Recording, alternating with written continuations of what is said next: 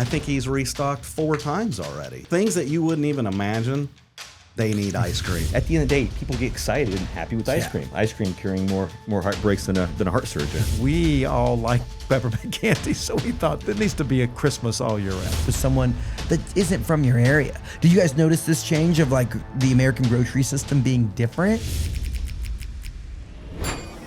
From South Bend to Evansville and everywhere in between, this is Get In, the show focused on the Hoosier State and the incredible stories happening here today.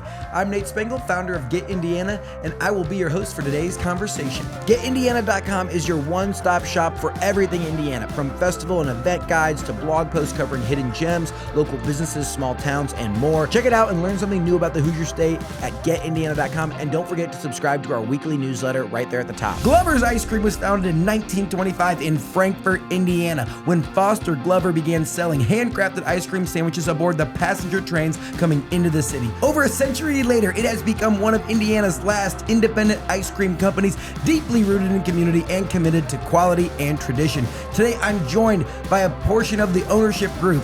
Shan Sheridan, David Meek, Tony Reyes. There are 2 more owners not present, which are Tony Del Real and Juan Reyes. We're going to be talking about the legacy of this 100-year-old ice cream business in Clinton County. We're going to learn about what's on the docket for 2026 and beyond. This is going to be a very sweet episode. Gentlemen, welcome to the show. Thanks for having us. Yes, Thanks thank for you. Guys, this story starts 100 years ago, which first off, I don't know who invented ice cream or when ice cream was invented, but like 1925 seems like a long time for like freezer goods. That's pretty crazy to me. I didn't like, when was the freezer invented anyway? Around that time. Around that time? Yeah. Wow. So not long after the freezer gets invented, someone decides to make ice cream, which is pretty cool. So this starts with Foster Glover in 1925 in Clinton County, the county seat of Frankfort. Correct. All right. Who is the historian on staff here? Well, Shan, is that you? I guess it's me. Foster Glover actually moved into Frankfort area. They were over in the Crawfordsville area there for a while when they started. Actually, Foster was more of a soda jerk. Really got involved in the just making money as a teenager, just trying to earn some dollars. Got into making people happy when he saw the faces of folks, oh, you nice soda, and the guys and the gals are sipping them. And I think it ignited something in him that he really wanted to serve up smiles. He wanted to see people happy. And ice cream makes people happy, Nate, so we know that. So they moved to Frankfort, and that was near the Monon rail. And that's where he started working in a dairy there. And then he was making ice cream sandwiches and selling them on the passenger trains as they went through Frankfort. And that was just before 1925 because he started the company in 25, so 23, 24. So this started as a side hustle. Yeah, kind of a side hustle, yes. Selling ice cream sandwich. And was it the same kind of ice cream sandwich that I'm thinking of? Like the... I don't know. What is an ice cream sandwich made out of, actually? Like, what is the brown part of an ice cream sandwich? Well, that's chocolate. It's like a chocolate little cookie thing? Yeah, chocolate cookie. That's exactly right. Chocolate Okay. cookie. So was it like that kind of ice cream sandwich? Yes. Okay. So does he have like a little like cart or something, or like out on the edge of the rail or the train? What do you call it? Train station? Yeah, the depot. That's a good question because we really don't necessarily know if he was, how he was doing that. Except we know that Foster was extremely inventive, and so whatever he was doing, he was going to make sure that the ice cream was done well and it was served well, and it was very popular because that's where everything got started right there. Okay, so God started selling ice cream sandwiches. Yeah. Then he, in 1925, starts a company called Glover's Ice Cream.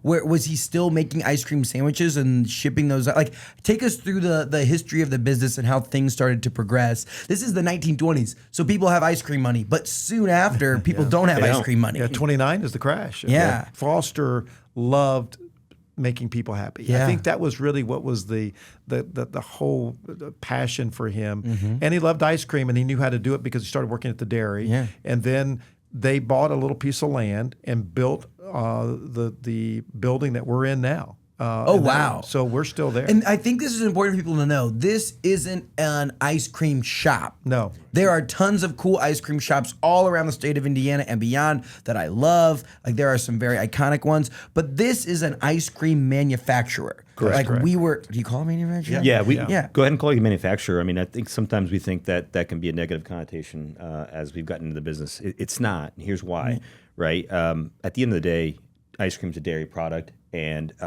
we are regulated by the state. Yeah. We obviously follow all of and go above the health concerns. We're making food, right? Yeah, absolutely. And that's a huge responsibility. But manufacturer is a great connotation because one of the things that you think about manufacturing is you think of scale. Yes. So we can scale, we do scale, and we want to scale. Yeah. And at the time, since we're talking about the history, Steve Glover, who the third generation. Okay, owner, wait, yes. So take us. So this is Foster that starts it, buys the same piece of property that you're in today, 100 years later, and starts making. So you would be selling ice cream to the like soda stands and places like that? Well, what is so funny about Foster, again, if you know the history of Preston Tucker, the Tucker automobile, Foster was very much like Preston Tucker. He bought a truck and drove it around the town without even having ice cream in it, just to whet the appetite and get people excited about ice cream. And he still hadn't got it made. This guy was a marketer before marketing was a thing. He's just driving an empty ice cream truck, like, oh, you want some of this? Cool. All right. So I love it. So he gets this people just excited about it. Now you got to remember, in Frankfort, Indiana, there were 7 dairies at the time. There were multiple dairies. You had Fraser, you had Frankfort Dairy. And when you say dairy, well, they were actually making milk, Okay. everything else, But Glover decided, Foster said, you know what? I don't necessarily want to deal with milk and cottage cheese and sour cream. Ice cream is my specialty, and he focused on ice cream. Yeah, the riches are in the niches, right? Yeah. Come on, you get started early, going all in on ice cream. And then Foster's children get involved with the business? His son, Robert. Yeah. His son, Robert. Yeah. Okay. And before we move on to Robert, I think the one thing to point out is there were 7 dairies, but there were also 5 ice cream manufacturers. Steve Glover talks about it. 5 other ice cream manufacturers in Frankfort, Indiana alone. So you can think of, we were talking about refrigeration, right, being huge, right? The competition, came aboard. It was a huge phenomenon. And I think if we were to take a look across the country, towns that had railroad lines probably had their own ice cream makers, just like Frankfort at the time.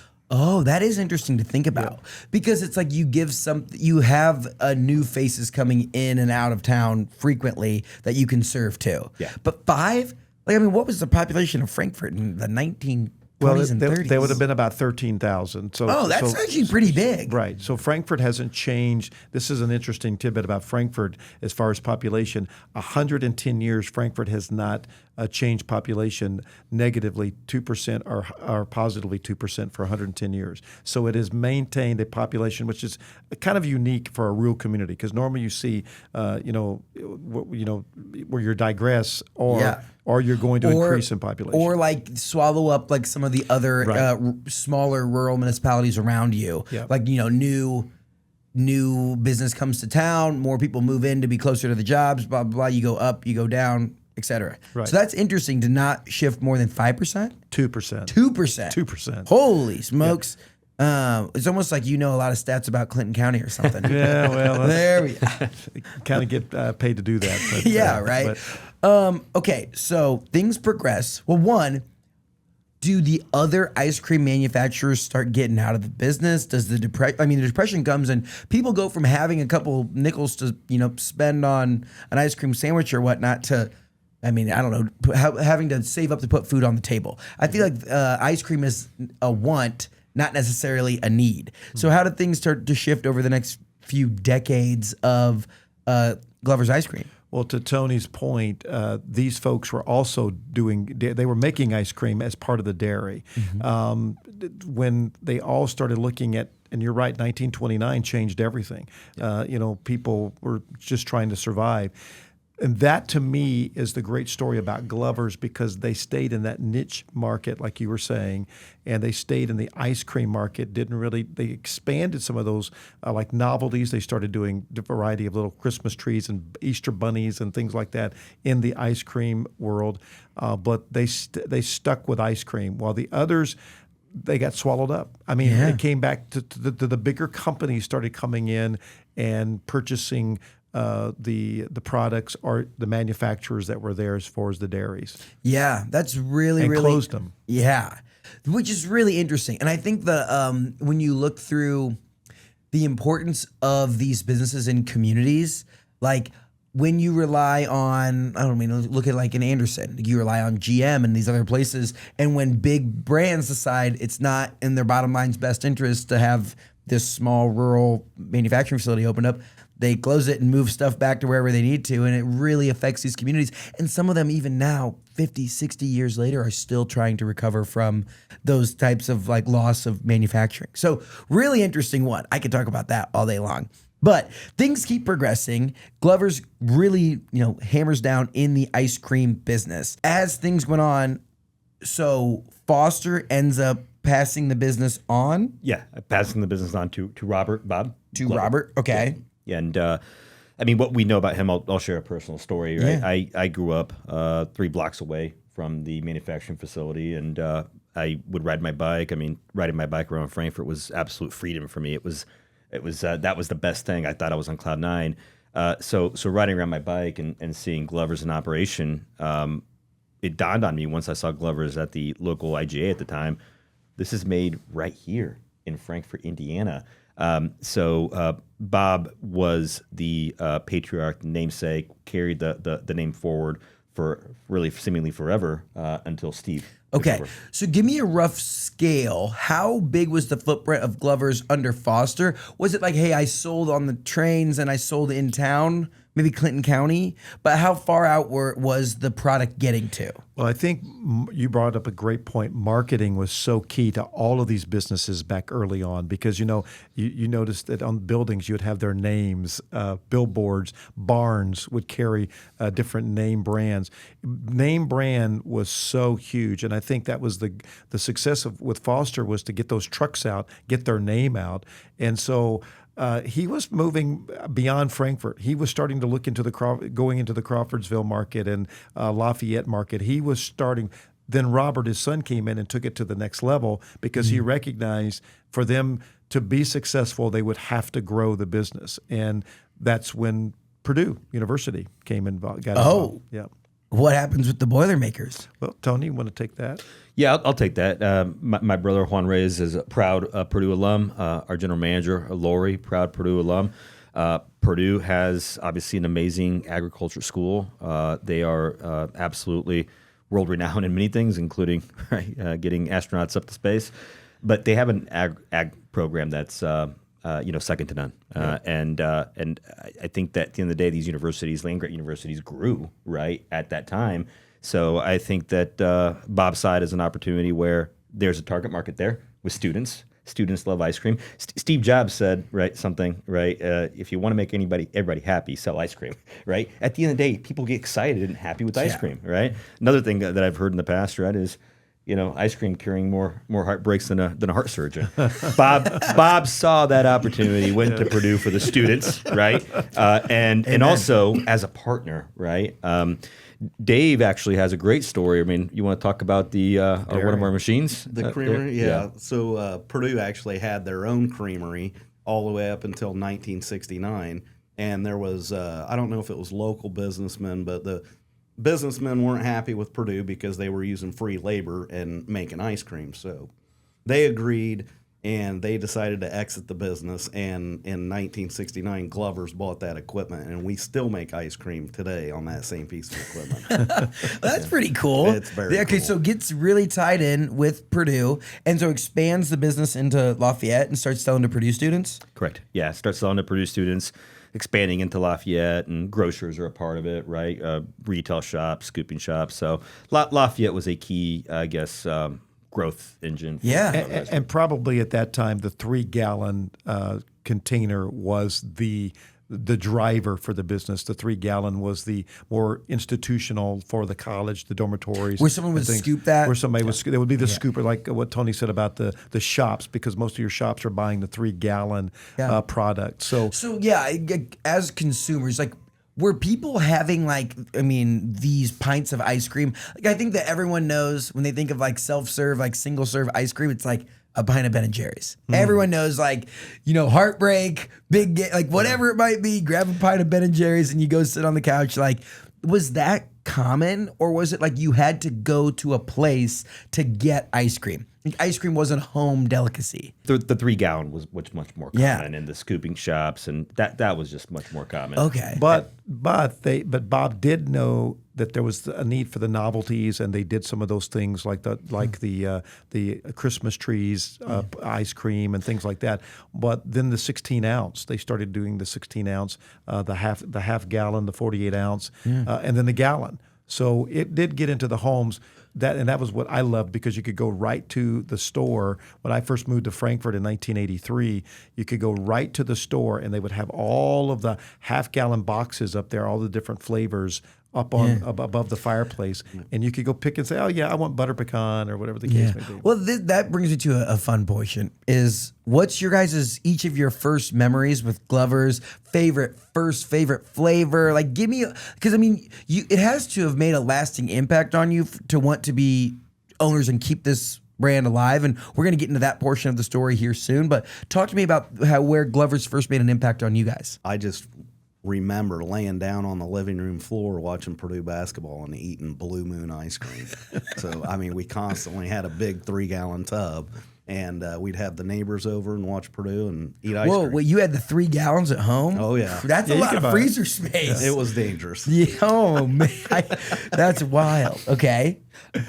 Mine, I already hit on it, but I'll add more context to it. Yeah. And it was, again, riding my bike, and there's Glover's. I mean, when I saw it at the IGA store, that's what I bought, and I bought butter pecan. Butter pecan's my favorite, and the half Even as a young man, absolutely. I feel like I don't know what the age is. I think for me it was like 27. I turned 27, and all of a sudden I liked butter pecan. Yeah. But I was like 12. I was like, no chance. My grandma orders butter pecan. I'm an old soul. There you go. I take All right, it, right? that's I'm an old fair. soul. And I would keep buying it, and I thought it was like a national brand. I mean, I really thought national brand, just because, and I was so proud that it was made there. The other one is the tubs, right? That size. That was the vanilla. We'd buy that as well. I still remember when we decided to buy the company. I think my mom still had one of those from, it's a great storage unit item, and I saw it at my house in a closet, and she has things in there. And I mean, at the end of the day, Glover's has been part of our home since I was, 10 years old. I mean, Wow. So Okay.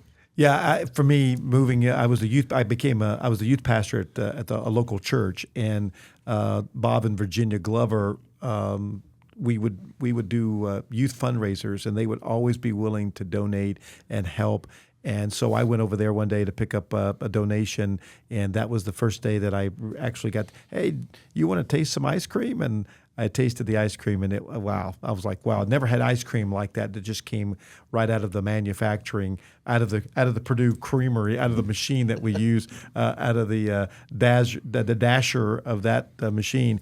But I fell in love with it, and mine is peppermint, the peppermint candy. I love the peppermint candy. That all seasons, all time of year. we do it all time year. That was seasonal back then, but we all like peppermint candy, so we thought there needs to be a Christmas all year round. I never tried peppermint candy until we bought this company. Mister, I have butter pecan, but I've never had peppermint candy. Never had it. Also. I've got a really funny story about this, and actually one of delight of talk about pulling yourself back to being a kid, right? When we started offering the product back to the marketplace, we joined forces with a smaller grocer. We sold the peppermint candy, and I remember walking back in there and going in there to buy some stuff at this small grocer, and somebody told me the story, like, hey, when it was brought in here, the butcher tried it. And he's like, yeah, I remember a time when I was a kid, there's this old ice cream company that peppermint candy was so good. And then it was opened up. And he said, that's it. That's the peppermint candy. No. And it was Glover's. So at the end of the day, right, it's I had never tried it until now. It's wonderful. It's phenomenal. Amazing. Wow. How many flavors? We brought you some today. Oh, we're gonna get into that portion. I am a bit of an ice cream aficionado, I would like to say. How many flavors were the mainstays to Glover's as the brand was growing, and then how many do you have today? I think Steve told me that they made up to 78 flavors 78, at one time. So obviously that fluctuates as seasons go. But today we're making a little bit over 20 different flavors, and we're focusing that on our 3-gallon tubs and then these small 8-ounce containers. Wow. 10 flavors. Oh, so you're around, what'd you say, 20? Yeah, a little over 20. A little over 20. Okay. It fluctuates. What's the most obscure, like fun, wild, kind of out there flavor? Oh, man. Death by Chocolate is a very How do big you hit. name chocolate flavors? Like That's who a gets good to, question. like do we sit in the room, we crack a few pints open, and we just start sharing stories? Death by Chocolate, like gelato mudslide. That could be it, guys. That's how it goes. Yeah, So, and I don't know who came up with that name and how long Death by Chocolate's been around, but it is definitely an amazing flavor. if there's ever a naming like meeting and that's going on up in Clinton County, can I get an invite to that? I'd love to sit Absolutely. around, Absolutely. eat some ice cream, and get some names. But by the way, in our generation, right, the movie Blue Chips was filmed in Frankfort Arena in Frankfort, Indiana. And David was talking about Sonic Blue, but it was also known as Blue Moon before that. But I'm pretty certain that when that movie was being filmed, actually that name of the Blue Moon was Blue Chips. They renamed it to Blue Chips. The Blue Chips for a while, right? Oh. So, yeah, there's a lot of different ways you can name these, right? Death by Chocolate sounds threatening and like it'll kill you. Yeah. It'll kill you from the absolute delight. It's 'cause you're- phenomenal. Yeah, absolutely. Okay. That Blue Moon that he's talking about, so it was Sonic Blue when we bought this place. That's something that we've decided to take back to the roots. So let's get back to that Blue Moon. This container here, that right there, we took the logo back to how it was. Yeah. So it's been great. Yeah, and I do think going for more of a like vintage traditional look is really popular now in 2025. Oh, yeah. And it's like your heritage, you talked about like the whole container that you guys have up here. You have the Indiana grown, which means like 100% of everything comes from Indiana, I believe. Don't quote me on that. basically, if it's manufactured or made in Indiana, but different ingredients can come from different places. But it's all assembled, put together and made in Indiana. Okay. And you have the 100-year-old batch because it's a 100-year-old business. Correct, Which is wild. Okay, so we're only to generation 2. We got to keep the story rolling. We could just chit-chat about ice cream flavors all day. So Bob Glover is generation 2. Yes. How long does he got to run the business for, and what gets to? Is it Steve is third generation? Yeah. So Robert and Virginia run it until the end of the 70s, early 80s. Steve came back. Steve is an engineer and had a very good career going out east. And then he was with a large corporation there, started getting a little homesick for Indiana. And that's what I love about your show, Nate. I think being able to highlight Indiana. Indiana's the greatest state in the union. Amen. And Indiana is just a blessing as a transplant. I totally believe that and know and understand so many other people that have the same feeling. But so did Steve and Kathy. They met at Purdue University. They ended up leaving, going out east, thinking that things were going to go well there. They did go well, but there was that hungering to come back. And so they came back to Frankfort. Who was running the business? Bob and Virginia was running the business. They were gone. Yeah, Okay, they were got gone. you. And so they came back, and Steve's dad said, "Do you want an ice cream business?" And I got a pretty sweet gig to offer you. Got a sweet gig, and and so at the end of the day, Steve and Kathy decided, you know what, they wanted to be closer to family. They wanted to be back in Indiana. And you know what? They had a lot of great memories. Yeah. And do you have a relative idea to the size or the scale that Glover's was in the 70s or 80s? Like, has this expanded past like Tippecanoe and Clinton County and kind of like a regional distributor? Or was it like still pretty local, regional? No, they had actually grown quite a bit. I mean, in the Fort Wayne area, Right. they were known in the state by the time Steve and Kathy. I always wonder, because I had never heard of Glover's until we kind of started the process of learning about this 100. Anytime anyone hits me with, hey, we have a 100-year-old anything, I'm interested. Yeah. I'm like, 100-year-old Indiana tortoise, I'm in. So like when I started to go down, I was like, oh, this is That's really our next well known. flavor. Yeah, right. There we go. And so I always wonder though, like I was just down in Evansville and they talked about like the local lore of Grippos and ski, or like it's like a soda and a chip, and it's like, have you guys ever heard of these? No. So it's like I said, I was down there and they're like, you never had Grippos? And I was like, no, I've never, like, I don't know what this is. So it's interesting that like even these regional pockets of one state, of Indiana, like don't really know that much about each other, you know, and those things can happen. So at this point though, Glover's had expanded outside of Clinton and Tippecanoe County, up in Fort Wayne. But is it like, this isn't like a Midwestern brand or anything like that it's blown up at that point? At this point, it's not a Midwestern brand, right? Yeah. But it is a regional brand in Indiana. And you mentioned Evansville. I mean, at the end of the day, and I can pontificate on this a lot, but our road system is set up to lead into Indianapolis and then out, right? Yeah. It's not until really the last 10 years that, you know, you have 69 for Evansville and you have 31 that goes up to South Bend. You mentioned you started South Bend to Evansville. It was hard to go north and south, all right? But Indianapolis really became a larger marketplace. At the end of the day, not two thirds, but you know, the sizable part of the population of Indiana is Indianapolis, right? So at the end of the day, Indianapolis became key, and it will continue to be key in the future. Yeah, Absolutely. So Steve gets into the family business after coming back from the East Coast. This is 70s, 80s timeline. The late 70s, early 80s. Late 70s, early 80s. Then when does he end up taking everything over, and does Bob like stay in the ice cream business? Yeah, Bob stayed around for a good while, and but Steve and Kathy, you know, they came in with their ideas and took it to another level. More trucks. I remember talking to Steve, and I know Dave remembers this conversation where they were really excited when they bought their 2000. I think it was 2001 and 2002 trucks. Those big, beautiful freezer trucks, and you know, and you got to remember too that Swans is now starting to come into the. So you start having, because they were delivering. There was like home delivery. Yeah. Too. We were not like maybe the most well off. So like once a quarter, I felt like we got something from that. Like, but there were families that had it. We never got it. Oh, there you go. I mean, so I'm jealous. There you go. Once a quarter, like, we'd like say, all right, we're gonna have, and the little like they had the ice cream.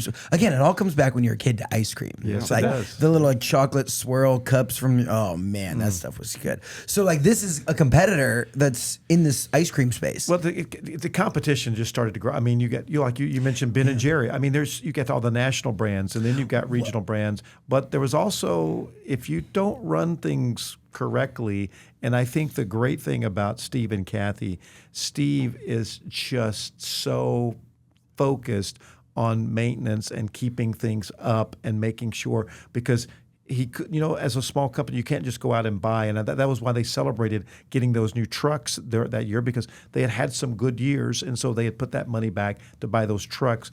And I think that was really the saving factor, is Steve's focus on keeping things up and using the equipment. They didn't go out and buy a lot of new equipment. We just use we're still using the same equipment. Yeah, I actually have a thought experiment for you guys here. You know what else starts to change around 2000 is kind of the American grocery system of back in You're right. the 2000s, there was one-off family grocery stores everywhere. Like you could probably drive through rural Indiana, and ours was called Lincoln's in Bourbon, Indiana. And like it was a family-owned, one-of-one location. So for you to sell Glover's into Lincoln's, you just had to meet one person. But then it starts to consolidate and those turn into Dollar Generals and Family Dollars, or they just get closed. Walmart's come in, and the amount of like local lore, and it's like your buyer for Walmart might be based in Bentonville, Arkansas. They've never heard of Glover's. Like they've never heard of like this. Even if it is beloved by locals, it makes it really hard. You got to start driving down to Arkansas and build a relationship with someone that isn't from your area. Did you guys notice this change of like the American grocery system being different? And how did that change within? You talk about IGA. They're one of the smaller brands that I would say still hold out and have like rural grocery stores, but there's not a ton of those. That's 100% correct on everything you just said, and it's interesting digging into that side of the business, because it's a whole different side of the business, and you are dealing with people that are could be a state away, but they're in control of 100 stores. I actually enjoy that part of it, but I really like getting into little bakeries and little just all over the state of Indiana where our product is getting out. Is important to me. But those grocery stores are very important too, and that has definitely changed. And we're navigating through that right now as we speak. So yeah, I think that's an interesting piece of like I heard something about how Sam Walton comes in and builds a ton of Walmarts and like strategically puts those places and didn't really compete against these bigger groceries. It was just like, oh, the local mom and pop grocery store, like we can put them out of business, and well, Nate, I'm going to give you a bit of history. Yeah. Frankfort is the first Walmart in the state of Indiana. Oh wow! So in 1986, the first Walmart was supposed to be south of Indianapolis. That zoning did not go, so they started knocking on some of the other rural communities. Frankfort was the first to pull the trigger, and so that was a different dynamic for Walmart, which is now our rural king. And then because Walmart in 2001 turned around and built a super center Walmart. So we have a superstore. To Dave's point, and that was in 1986 when Walmart came. Oh, wow. So all those smaller little groceries like Schultz IGA, which is now Schultz Market, they're even independent of the IGA. We had Joe's Market. I mean, there was so many. You had A&P. You have a variety of these different smaller markets. Hamilton's Market. These are all family-owned or family-led, managed, and that's a perfect. The example that you shared of the dynamic of the 2000s. It did impact a lot of smaller companies because for us to go into a Walmart or a bigger company, the insurance liability goes way, way up. So we have to look at the bottom line on all of that before we say, well, why aren't you this and why aren't you this store? Well, it's money. It's also delivery. It's the logistics of it all. And it's definitely a challenge as to Dave's, what Dave was saying. But that dynamic of us being the first Walmart in the state of Indiana, a lot of mom and pops were really very nervous and very concerned about, well, what's going to happen to us and what's going to happen, where we're going to go. And it changed the whole landscape of rural America. I totally believe that. Super interesting. I could talk for hours about that because they have changed a lot of that. And it makes the business, you'd think, okay, all we have to do then is just get into our local Walmart. And it's not that simple, it's not right? That easy. No, it's not. Who do you call? Press 6 to get to the Frankfort purchasing department. Like, come on. So things start to advance. New trucks come in 2001 timeline. Yep. So things seem to be going pretty well. How does the next evolution of Glover's, what happens there? What happens throughout the 2000s? I would have to say that the 3-gallon container would be the biggest thing because them servicing Purdue University, Indiana Wesleyan, numerous other locations, beef and boards in Indianapolis, which we still do. The 3-gallon container was a huge aspect of that business. So when we got involved, one thing that we've kind of moved to are these 8-ounce containers. We still do a lot of 3-gallon tubs. We do a lot of grocery store stuff, but these 8-ounce containers, we're doing a lot that are more like grab and go. Grab and go, like it could be at the convenience store or wherever, or they are at the convenience store, and we're getting into a lot of other different places too. And one big thing we're doing right now is getting in high school gymnasiums. Okay, so we're working with a lot of different athletic departments, and it's a big thing for us is Hoosier hysteria. And the kids, the parents, the people that are eating these cups, it's very cool, and you can see it on any of our social platforms as well. Heck, just as you indicated, right, with the change in Walmart, and I had no idea Walmart Frankfort was the first one in Indiana. Now I know it was such a huge deal back then. American consumer is always on the go, obviously, right? I mean, fast food. What's everyone talking about right now? Fast food prices are high because we've been so used to the fact that if I buy fast food, it's cost effective, it's cheap, right? Well, it's not because things have changed.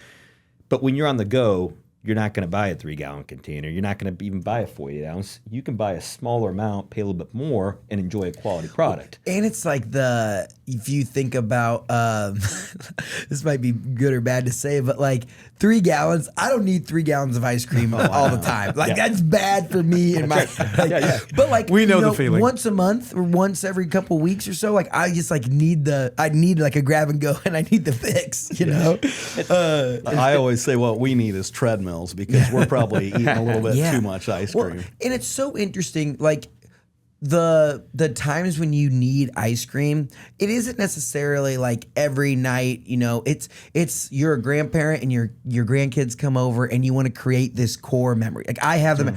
I thought my grandparents were the richest people I'd ever met because they had cones at their house.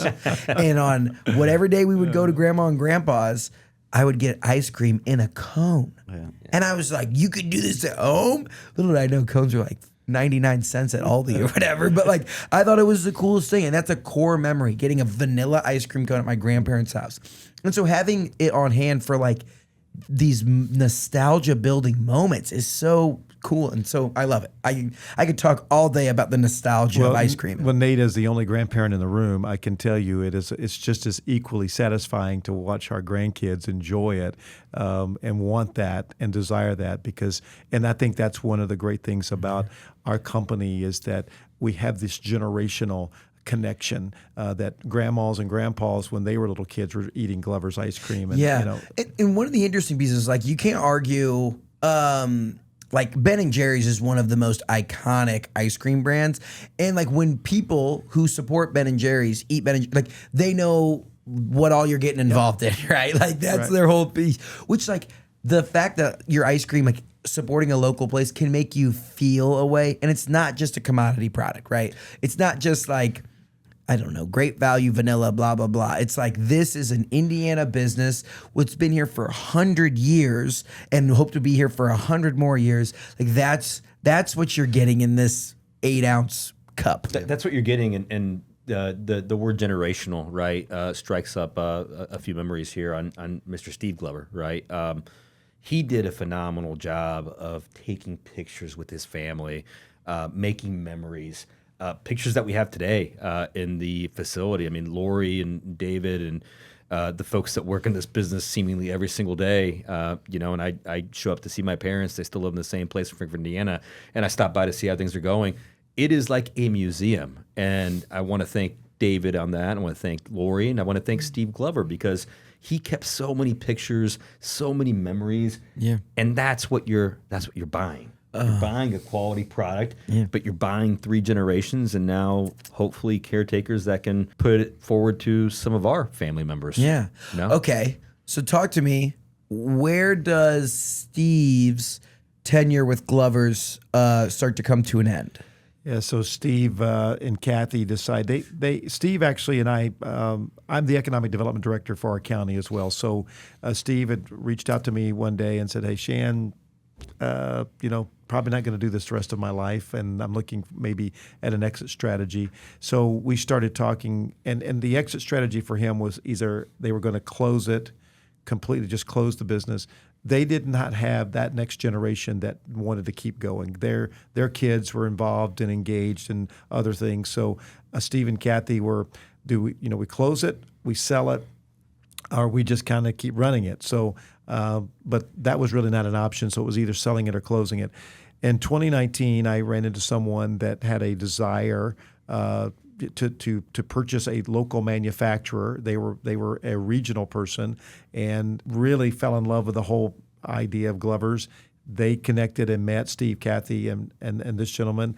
They got together. Steve and Kathy sold the business at that time to the owner that took over preceding us. And and that's how Steve and Kathy pretty much exited out.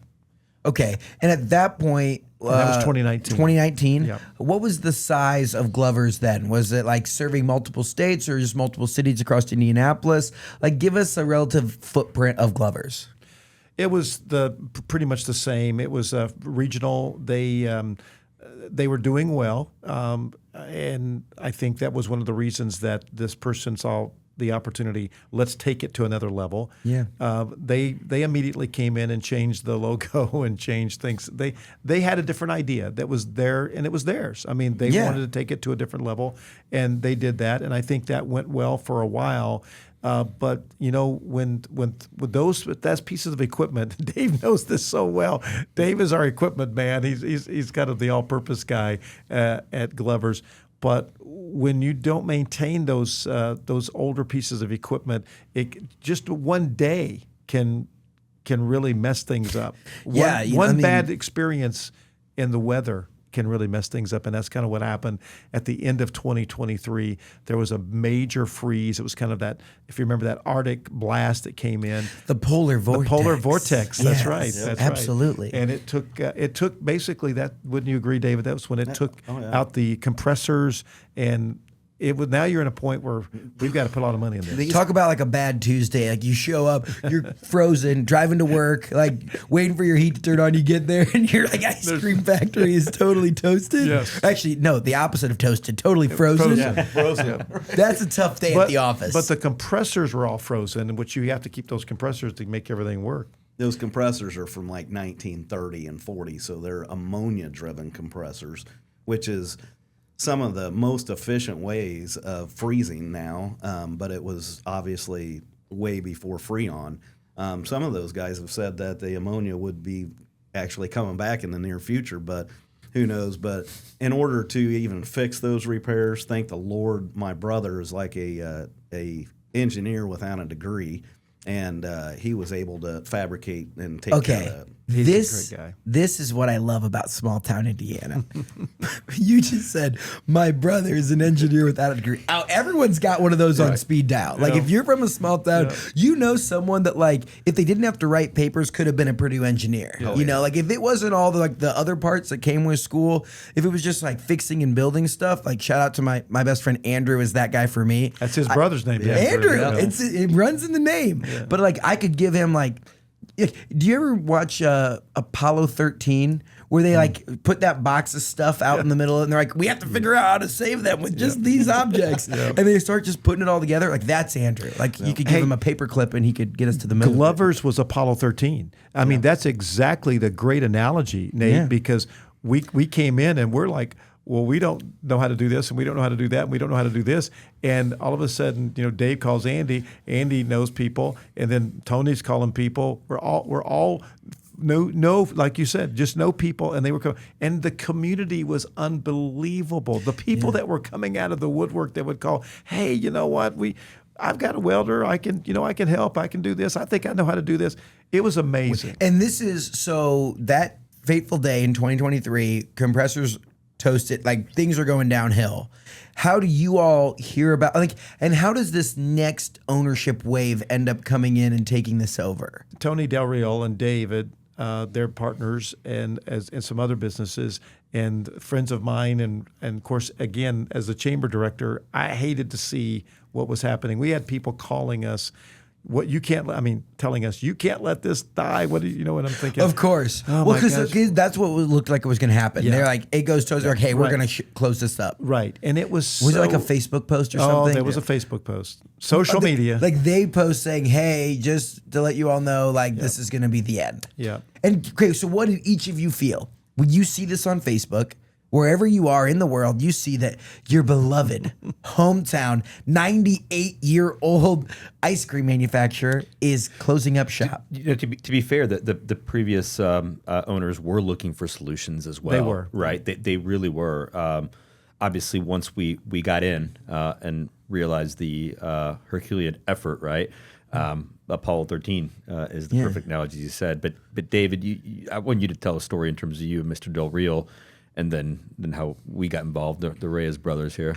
Me and Tony obviously talk a lot, and we have done business before and do business, and we're in the real estate business. So whenever I look at something, I'm always looking at it for real estate.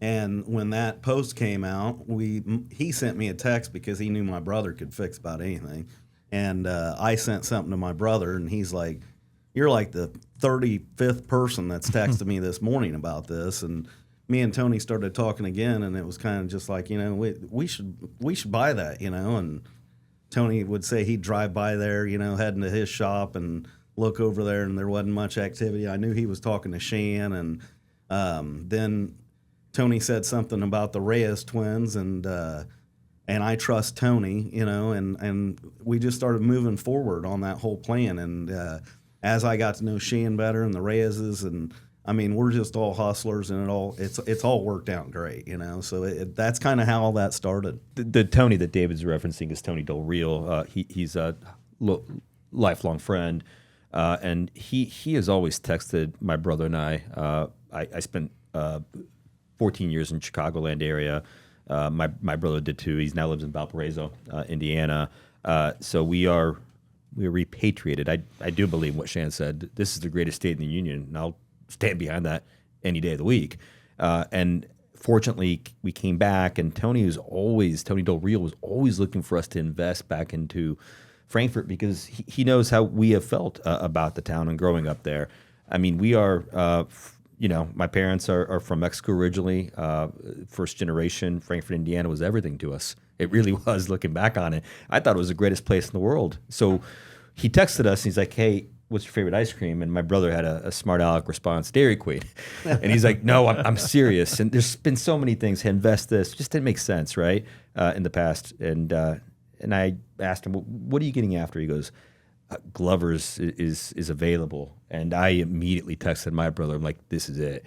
This is it. I mean, this talk about like this little boy on a bike, me. Like, I can own that. I want in immediately. So we set up a call, started listening.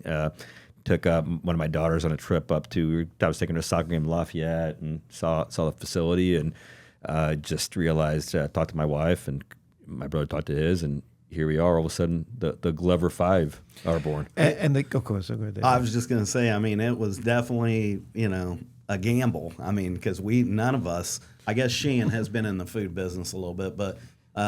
Besides when I worked at White Castle when I was 16 years old, like we don't know nothing about the food business. And me and Tony have been gambling for years, I guess, when I look back on it, back when we used to trade baseball cards. So we knew as kids, so we knew this was a gamble, but it was a good calculated gamble that we got involved with a lot of good hustlers here. And it's been a great thing. Yeah. How quickly did the deal come together to take over with the new ownership group? Jumped into action once you saw it in the situation it was in. Steve and Kathy came back. We called them. They came and looked over things, and they were pretty saddened.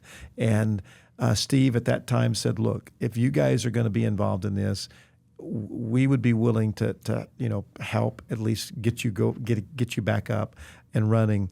And it was a Herculean act because Steve, I don't think, realized taking the compressors apart, rebuilding them, and Steve working with David's brother Andy, and so many other folks just came to the table and said, we want to help. And Steve really helped us through that. The Glovers, we can't say enough about the Glovers. Steve and Kathy have just been wonderful people to help us make that happen. This is another interesting piece about small town Indiana. A lot of times, no matter where you are in the world, LA, you sell your software company or whatever, I'm out, dude. Like, as soon as that wire hits the bank account, I'm chilling. Like, nah, you're good luck, Buster. I will say that I think a lot of that has to do with Tony Del Real, because Tony, in my opinion, was instrumental in negotiating the fact that Steve Glover, we want you to come back, okay? And without Steve, it really it would have been. I mean, it would have taken a lot longer than what it took for us to get that back up and going. So Steve Glover was a big key to that, and in order for that to happen, Tony negotiated that. But it's also like, if you think about it in general, there were probably better business investments that you guys could make. Hey, I can tell you, me and Tony are already involved in multiple businesses, So now all of a sudden we're involved in this bigger business.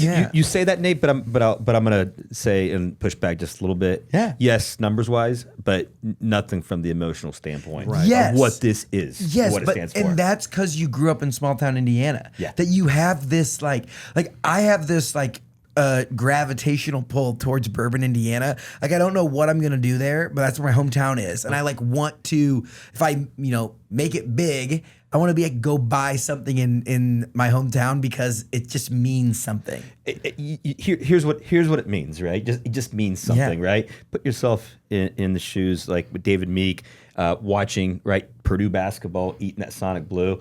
No different. If you're an IU fan. 87, they win it. How about Notre Dame when they win national championship? You might be eating Glover's Notre Dame in 88. The Colts in 2006, winning the Super Bowl. Bob Lamey, we're going to the Super Bowl. You're eating Blue Moon.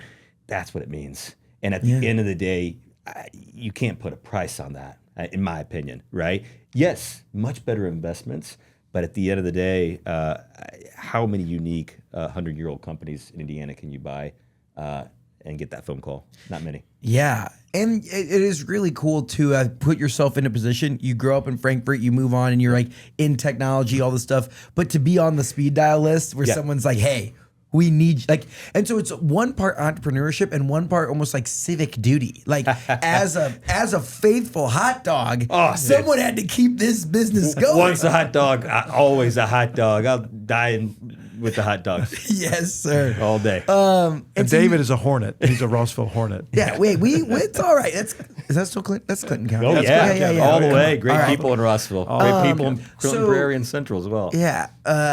Go Gophers. There you go. Yeah, that's Prairie. Yeah, right? Clinton Prairie. The Bulldogs of Clinton Central. There you go. I know all my He lore. remembers all of it. It's crazy. Come on. So as things progress, then you guys end up becoming the Glover 5. How long did it take to get things back up and going with the compressors and all that? When you say a good 6 to 7 months, I mean, we were sourcing parts from all over the nation just So to fix this stuff. you buy an ice cream business that can't make ice cream. Yeah, Correct. Yeah. That's that's exactly Pretty blunt. right. So I don't have an MBA, but gentlemen. so we buy this. We can't make ice cream. We can't even get the compressors to even turn on. Here's a question.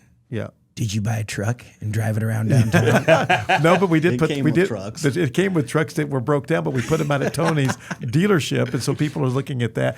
It is amazing how you move things around, and then the rumor mill, how things get started in social media, and they said, "Hey, we're here. What's going on?" There's a lot of activity going on. There's a lot, and then so I'm having to tell people, well, and this is before we even close on the business. Look, I'm indebted to these guys. Tony Del Real, David Meek, Juan, and Tony, because well before we even closed, we were cleaning the place up. We had our grandkids and kids out there. We were cleaning the place up. We were investing before there was ever an investment. Mm-hmm. And so at that point, April 18th is the day we closed, actually bought but we had been working for 2 months, at least 2 months. And we didn't get to start making ice cream until late August, early September that year. Of 24? Correct. Yes. Oh, wow. Correct. And so we're like just rolling over a year. Yeah. Correct. Wow. Yeah, we've only been in this a year, and I am truly, and my brother, we are truly indebted to Mr. Steve Glover, but these 3 guys in Frankfort that are local, right? We weren't there to go clean up. We can't. I mean, like you said, I'm in tech, right? I'm in tech, and that is my day job and day and night job. It seems like my brother has an amazing career as well with other side projects. These guys, you have to have the local aspect. That's something that we cannot provide, right? Mm-hmm. But it took months. I mean, in fact, I think that when the first run happened, it was unbelievable. We didn't believe it, right? But we did. Wow. Well, Steve was with us. Okay. Yeah. And that he kind of helped.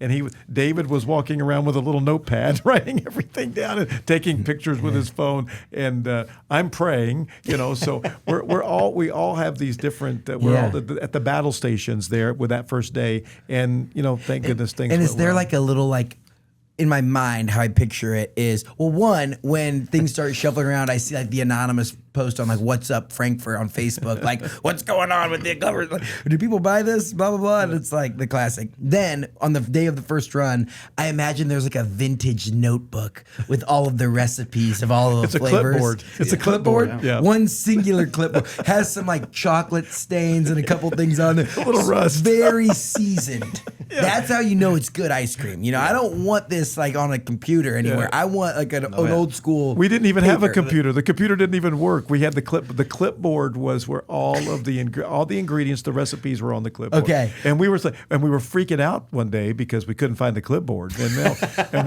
where's the clipboard? So Dude, but that'd be so brutal. Yeah.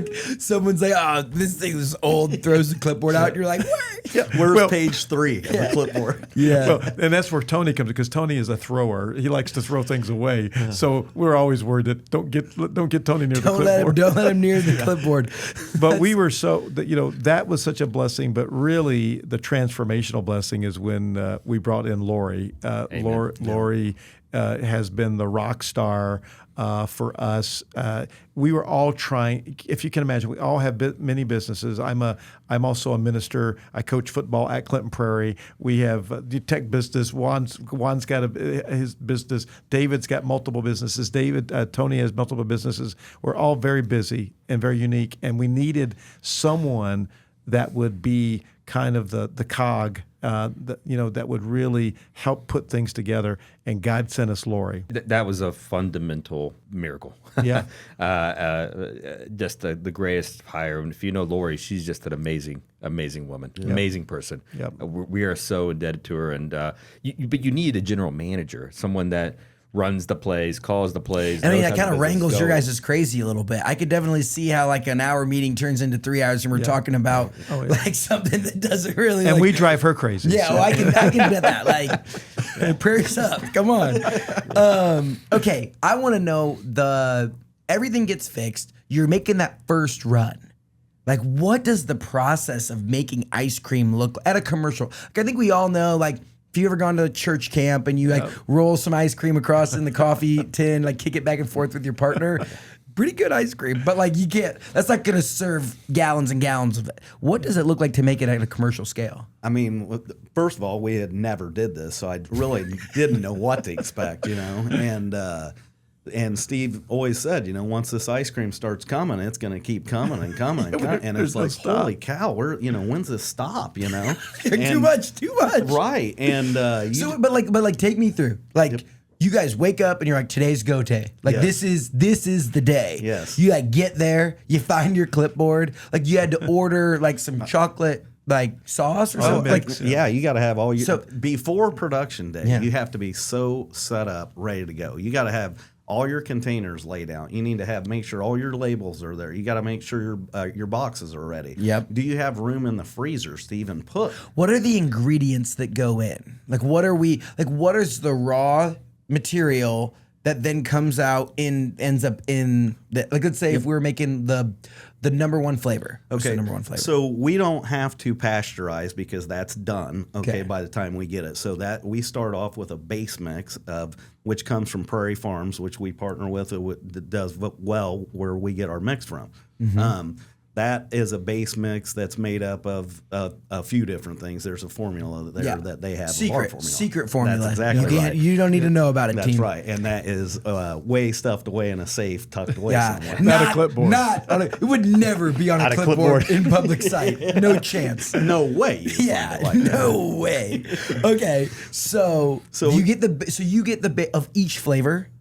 Yeah. Okay. So on a production day, I would say probably the most that you'll see us make in a flavor wise would be about 6 flavors tops. Now it's better if you can make like 2 or 3 because, like I said, that ice cream just keeps continually running. So when you switch flavors, you're going to have more waste. So it's if you can run less, when you run, it makes more sense. And does it all come in the base mix?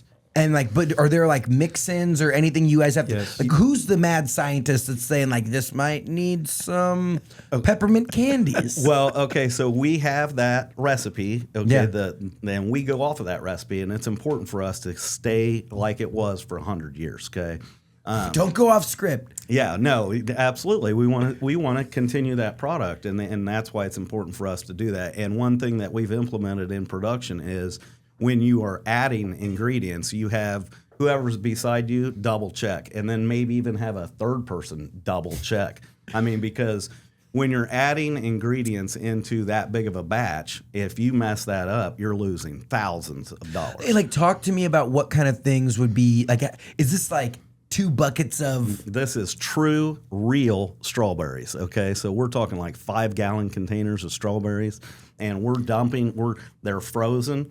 So we let them thaw a little bit, and then you go in and you mix it up and break it up a little bit, and then you grab a little scooper, and then that strawberries goes into what's called a fruit feeder that spins around, and it takes actual true strawberries because we like to use those real good ingredients, and especially as we're moving forward, we want to that's something we're getting into right now is looking into more better ingredients, but those strawberries are true and they go right in there. It's pretty neat. It's awesome.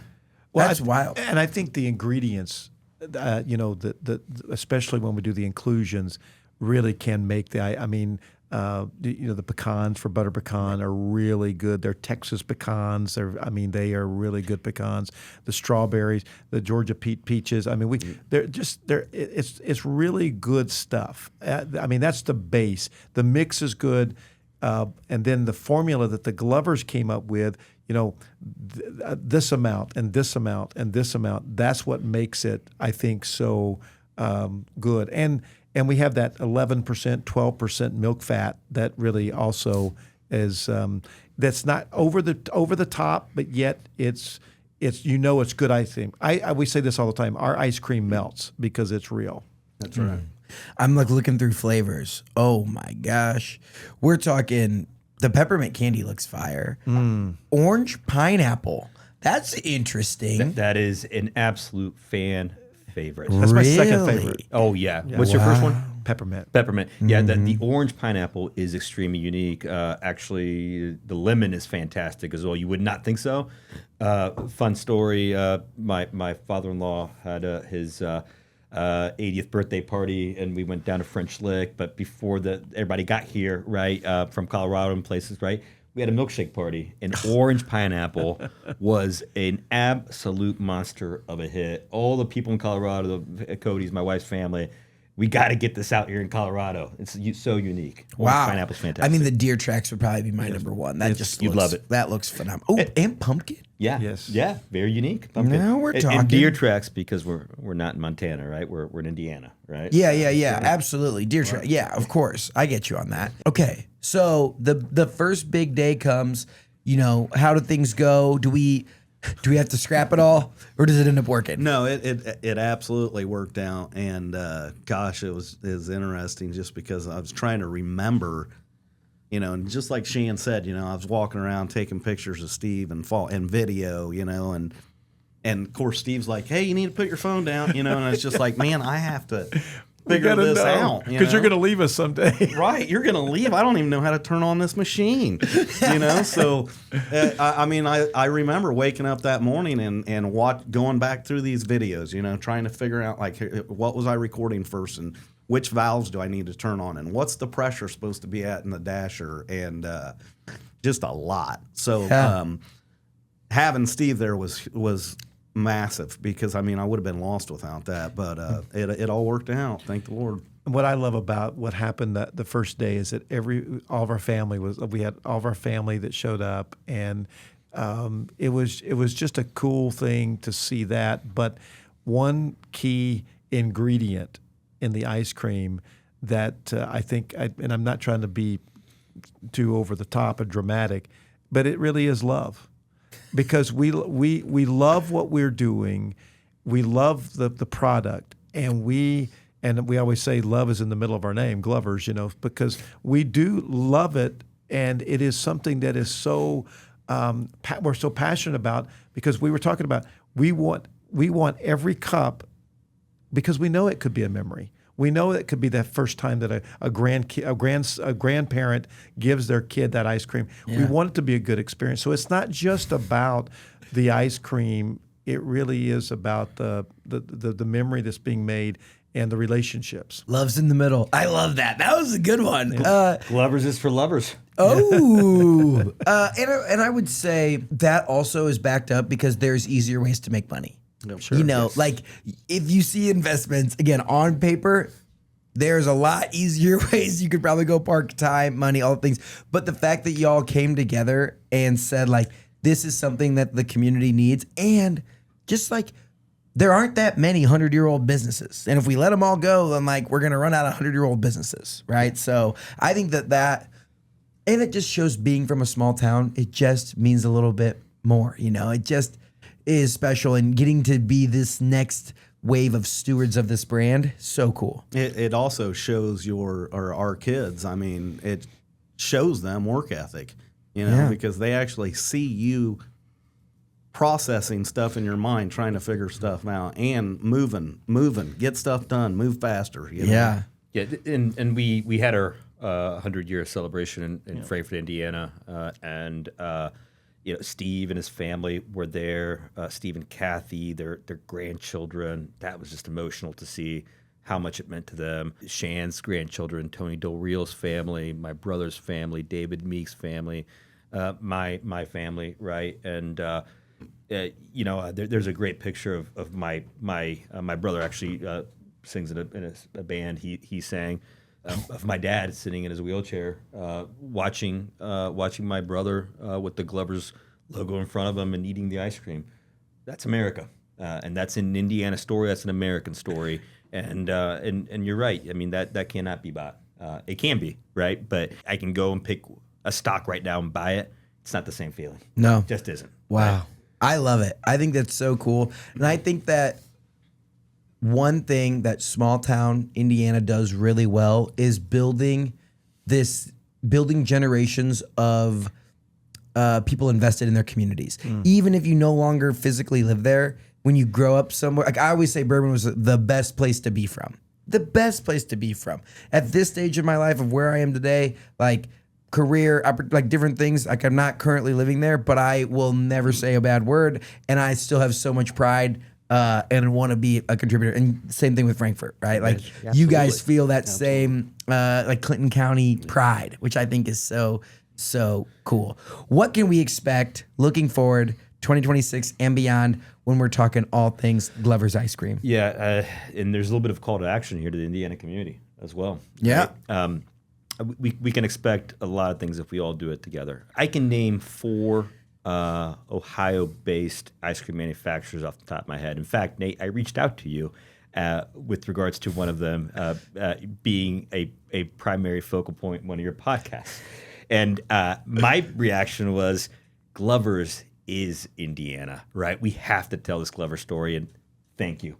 Yeah. Here, right? Of course. We can count on customers where you can buy this product at IGA stores, at Schultz's in Indiana, Greentown Market. Where is that, David? Which town was that? Greentown, In Indiana. Greentown, Indiana. Exactly, right? So we are absolutely looking, if you're a local grocer, regional grocer, call us. We want to partner with you. If you want to carry an Indiana product, we want to partner with you. We count high schools. If I've ever named your high school mascot, call them. Well, there you go. There you Exactly. go. Valparaiso High School up north. Go Vikings. Portage Yeah. Go is a Indians. customer. Zionsville, where I reside. Eagles. Right? Clinton Michigan Prairie, City. Rossville, Michigan City, and then LaPorte. down south. Cathedral is a customer, right? So Chatard's got to come to the table. Excuse me, Trojans, what are we doing? Right? And Lori has hit the ground running, and with Elwood recently, and Franklin Central, the Flashes, love that community. Beach Grove. I mean, there's many that I haven't even named. The concessionaire corporations and environments. Grand Park is an amazing partner, and pretty soon, this is breaking news, right? We are refostering relationship with Purdue University, and we will get that going ASAP from a great conversation that Lori and my brother Juan had just yesterday. Here's a call, and I know that someone who listens to this podcast will direct this in the right place. So currently, the official cookie of Gainbridge Fieldhouse is Please and Thank You. Please and Thank You is based out of Louisville. It's an awesome entrepreneurial story, like very, very cool. I think Please and Thank You needs an accompaniment Amen. in the Fieldhouse from a local Indiana brand. Amen. I agree. I'm not gonna say that I'm gonna be the exact one to make it happen, but I know that someone who listens to the show could just point that clip in the right direction. Amen. In the Fieldhouse and Lucas Oil, Victory Field. I mean, the new facility, Noblesville. And Fort Wayne. Fort Wayne's an amazing community. And you know what? So is Evansville. I mean, it's out there. Come on. I love it. So as stewards, as Hoosiers, what we can do to support y'all is whether it's you're running a concession stand at a high school or different organizations, like what are the specific calls to action that you have? Like what can we do as Hoosiers to help support Glover's? Besides like go to Frankfort and buy the ice cream at the factory. Yep, and obviously not just Frankfort. I mean, a lot of other places. So just like Tony was saying, if you're a grocery store or a bakery or a high school, like what's the dream account? If we could snap our fingers and get Glover's in anywhere in Indiana, where would we want it? I got to tell you, all the accounts are very important to us, and I know that's a generic answer, but it's the truth. They all are. So we've got in I got us a freezer one time in a farm, and it's a decent sized farm that I don't even know how many employees this guy has, but I think he's restocked 4 times already. So a lot of people, things that you wouldn't even imagine, they need ice cream. And I would go off. I would take it a little direction, not maybe different direction, but I was just down at a fun park. You probably know who this is, Rascals over at Whiteland. You got to go see Brad and Jeff. They actually offered. They said if I ever needed to film at like a fun park or whatever, I'll tell you, you talk about the same kind of passion and mindset. Yeah. But one of the things that we go in and they've got a different kind of ice cream there, and most of the ice cream that are most of the companies that we deal with are buying because of price, and we get that. We totally understand that. You've got to make the bottom line work. But there is something about being able to support each other as Hoosiers and being able to raise that banner of another local or small town business and say, yes, it may cost us a little bit more, but we support local because we believe in local and we believe in Indiana. And so to me, that's probably more than just having one particular dream place to go, is that if all of Indiana could just recognize and support each other, and it's like you said, it's what happen, it's what makes Indiana, because we do it. But I think sometimes the Amazons and all of the big corporations, sometimes it's just convenient. Yeah. And I think we need to be able to grow our next generation, is not always focus on the convenience, but focus on the relationship. Yeah, amen. I'll add to that. Right, we have current dream customers like Beef and Boards. Oh yeah, we love Beef and Boards. They're great people. Exactly, great people. Right. Grand Park is an amazing customer of ours. We have them. We are looking for more in Indiana, and I'm going to tell you, but I'm going to answer it in a wild, crazy way as well. We are expanding county by county and kind of rewriting the story, just like the Glovers did, right? And because we had to start anew. We just said that we didn't make ice cream for 3 months until we bought it, right? So we continue to expand.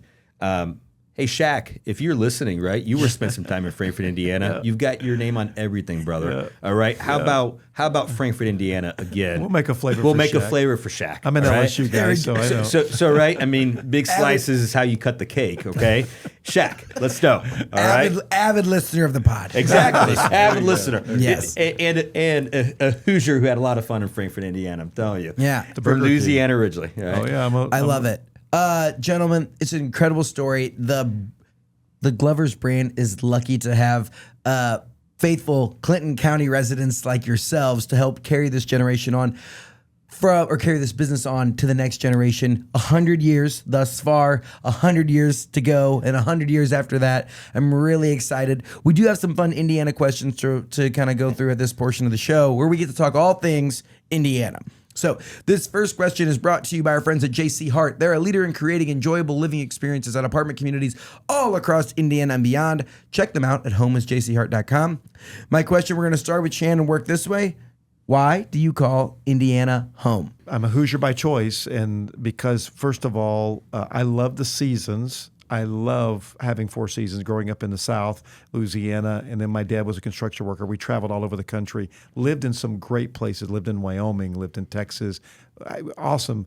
But it's the people. I say it over and over. I love the seasons, but there's nothing like just the Indiana people. I call them the good cornbread people because we grow a lot of corn, but the bread is what we consider bread of life. It's our sustenance. That we eat bread, and the people of Indiana are like that. They're good cornbread. I call them cornbread because they're just good people that will be willing to do.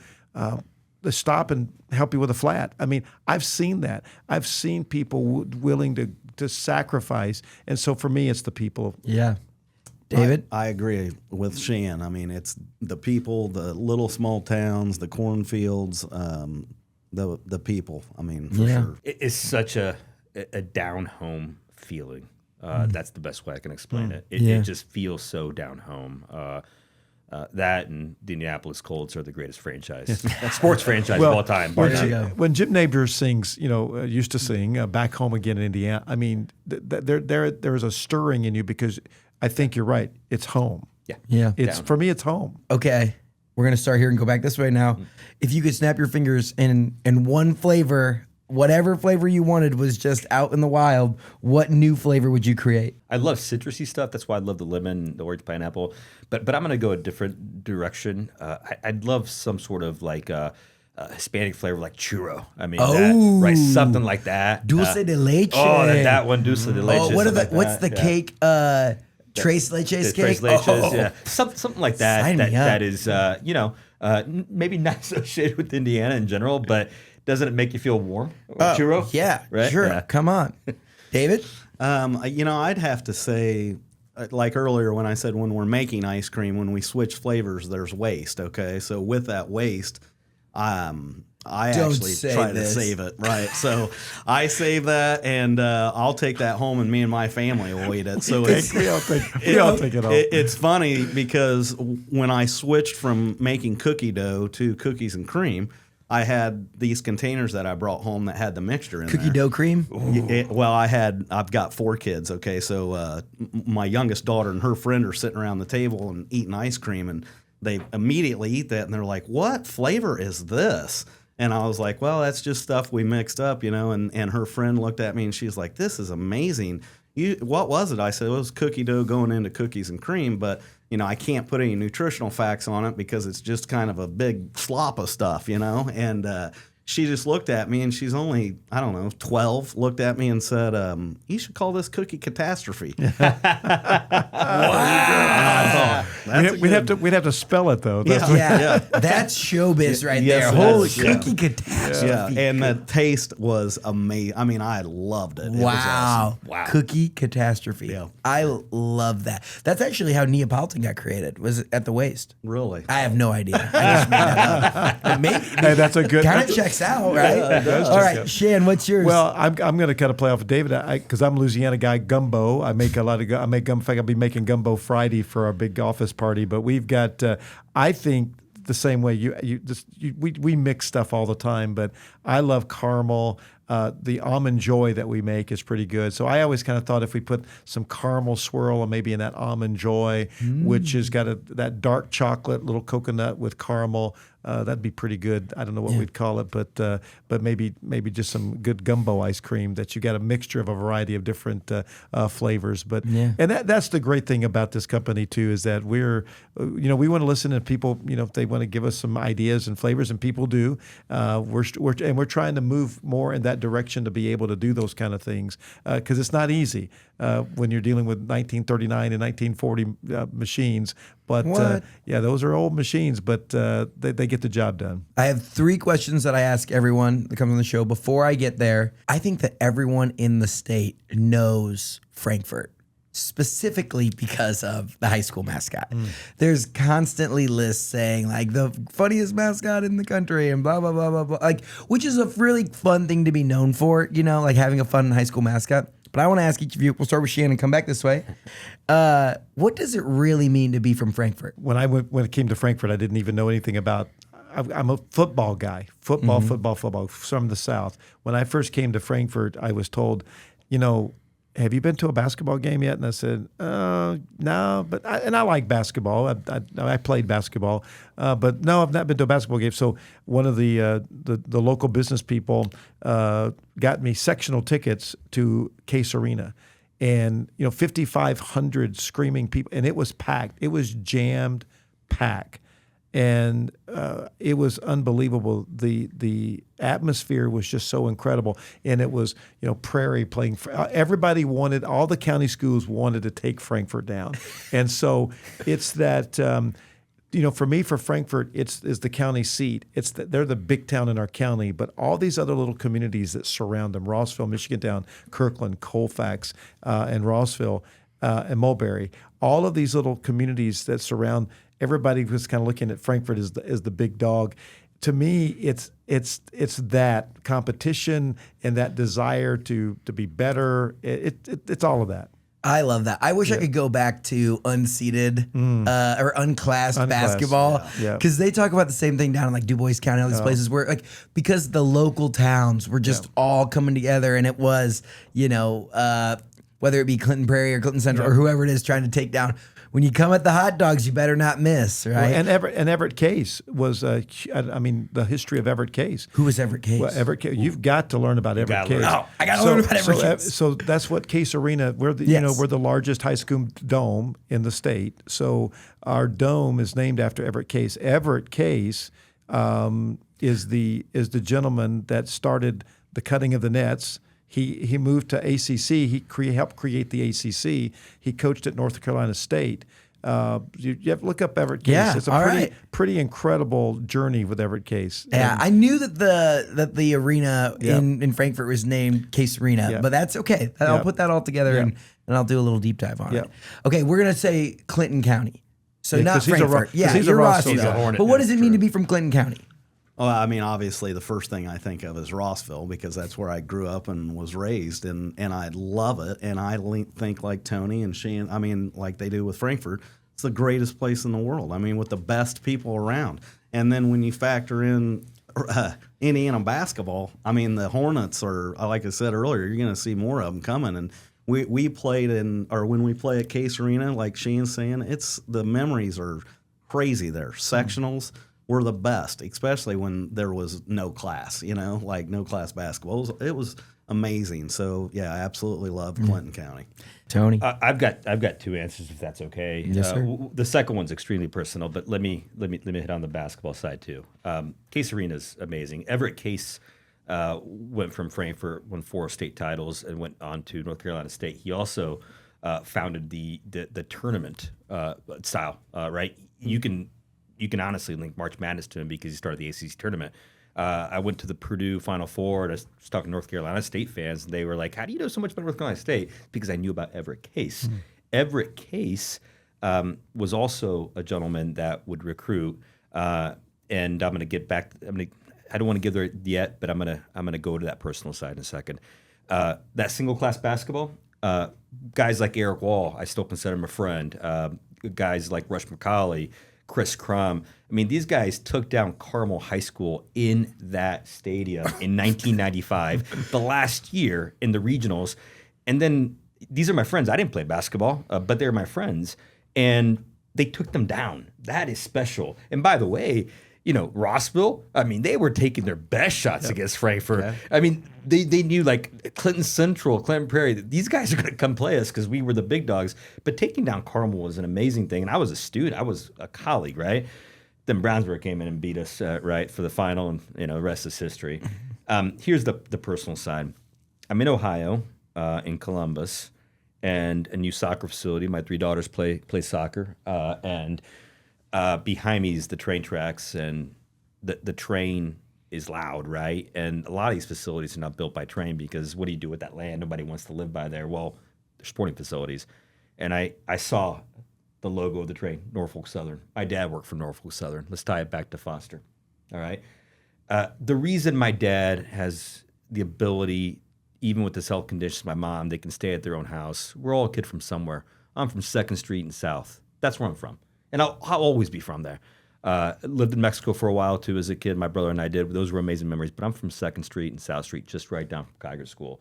My dad made his living at the railroad, at that same depot where Foster Glover innovated. What does Frankfort mean to me? It does mean the underdog. It does mean never giving up. It does mean working class. It does mean the diamonds in the rough that are true diamonds. And I can think of many men and women from Frankfort that are like that have a fighting spirit. And this was a way for me to give back, and I cannot wait to give back more to Frankfort. I don't live there now, but I will say this. At the end of the day, that's what it means to me. Blue collar, waking up every single day. I mean, I still remember the smell of my dad's lunch pail and what it smelled like, and it smelled like earned hard work, providing for your family. That's what Frankfort means to me. Yeah, and Frankfort's known as the Gym City. So I think the great thing about that is that Frankfort has produced a lot of great gyms like Tony. and his brother Juan, and they have gone out, and they are great ambassadors for our community. Although we live in Clinton County still, Dave, Tony, and myself, but it's the gym city. It's produced a lot of great gyms. Thanks, Tony. That's really impactful. I have a fun tie-in that Tony's gonna absolutely love. So, Everett Case, born 1900. Yep. He was born in Anderson. He graduated from the University of Wisconsin-Madison in 1923. He compiled a 726-75 record while coaching 23 years in high school basketball, including winning 4 Indiana State championships while coaching the Frankfort Hot Dogs. That's right. Yep. 1925, 1929, 1936, 1939. Frankfort's Case Arena is named after him. He is one of only 5 coaches to win at least 4 state titles in Indiana basketball history. Incredible. In 1941, he enlisted in the U.S. Navy. Yes. He ended up, going through Annapolis for 4 weeks of training. Chicago. This is what Tony's gonna love. In 1943, the DePauw University Tigers began a naval flight preparatory school, and who would go on to be the athletic director of that program? Everett Case. Yep. So it all comes back to the Tigers, baby. Let's go. I say that because Tony is a Wabash College grad. Wabash always fights, and while it wasn't our day the other day, we're going to be there. There you go. It's our bell, guys. Come on. I love it, man. This was spectacular. I have one final question for each of you as we round this out, where you get to share a little bit about the state of Indiana that more people need to know about, more people need to be talking about. Tony, we're going to start with you. What is a hidden gem in Indiana? But I think Turkey Run is absolutely amazing. I really believe that place is, Shan was talking about cornbread, lots of cornfields, as we know. Southern Indiana less, but lots of cornfields. I feel like you're in Turkey Run. It's like, this is Indiana. I'm at a second one, though, because it's now a national park, the Dunes. First time we drove over, like you pay and you go up over a little hill. And I remember my daughter seeing the water, this is Indiana? Yes, it is. Right? Yeah. So, wow. Hotel Rossville, because that is definitely a hidden gem. Hotel Rossville? What is Hotel Rossville? HotelRossville.com. Check it out, because that is a hidden gem. Oh, my goodness. Hotel Rossville. I feel like I'm missing something here.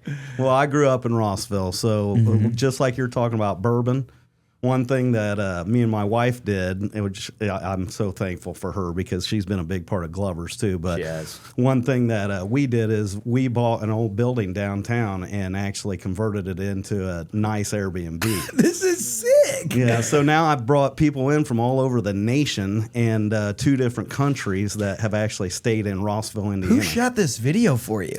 It's really good. My wife, my daughter did some of that, but my wife had... Gosh, I can't remember who she had do that. That's really good. Yeah. Wow, Hotel Rossville. I love it. Yeah, thanks. That's the signage on the side too. That's phenomenal. By the way, speaking of his daughter Kate, she's so talented. Look up Kate's Carts real quickly. Kates. She is a partner of Glover's. Karts. Does amazing events serving our ice cream. Right, so. KatesCarts.com. KatesCarts.com. And you got to type it in there. Kates. Bex enjoyed Kate's Carts and Glover's ice cream recently. And David, you walked away loving that environment. Phenomenal with Sonny experience. Beck and his family. Absolutely. Don't know him, but gosh, my wife works in agriculture, and that's an amazing Indiana brand. It is. It's funny because my daughter, her name's Kate, obviously, Kate's Carts. She came to me and she said, "Hey, I want to. I'd like to talk to you and your partners, And I was like, "Okay, what about?" Said, "Well, I want to sell the ice cream." I said, "Okay, well, we're meeting. All of us partners are meeting Wednesday morning." She comes in and we sit down, and she just said, "Hey, listen, I'm not asking for any favors, but I want to start selling ice cream, and I'd like to put your logo on my freezer." Of course, she's my daughter, so I'm behind her 100%, but. So she's taken off and started her own little business at 19, and she goes to Purdue University as well. No way. Yeah. That's sick. Yeah, and it was really cool because Beck's Hybrids ended up calling, and they were like, "Hey, is your daughter available the week after next?" I said, "Well, you're going to have to get with her. She runs her own little gig here." And next thing you know, she's down at serving ice cream in their President's Club. I love that. So one of my best friends, she's also one of my best friends, Taylor. She started, it's called Indulge. And it is a camper that she serves ice cream out Oh, of. yeah, that's So she serves and does like all the corporate events or whatever up in northern Indiana, up by South Bend. And it's a cool gig. And you can do pretty well if you get into the corporate gift. Oh, I love that. Kate's Carts. Yep. That's spectacular. I'm on her website right now. Is it? Yep, that's it. Yeah. Look at that. That's a sweet rig. Yeah, Come on. That's a vintage cart that she bought. Got it on Facebook Marketplace out of Chicago. I love that. Pretty neat.